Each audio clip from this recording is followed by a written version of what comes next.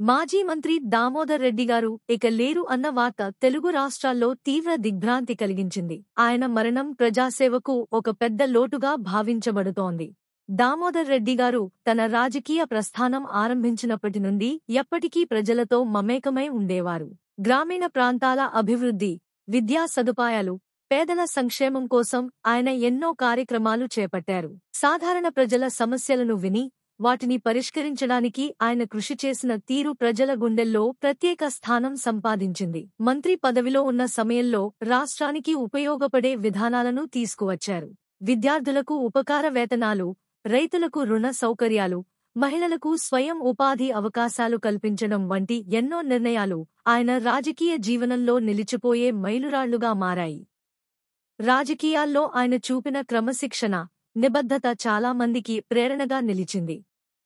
దామోదర్ రెడ్డి గారి మరణం వల్ల ఆయన కుటుంబానికి మాత్రమే కాకుండా తెలుగు రాష్ట్రాల రాజకీయాల్లోనూ ఆయన అభిమానుల్లోనూ తీరని లోటు ఏర్పడింది.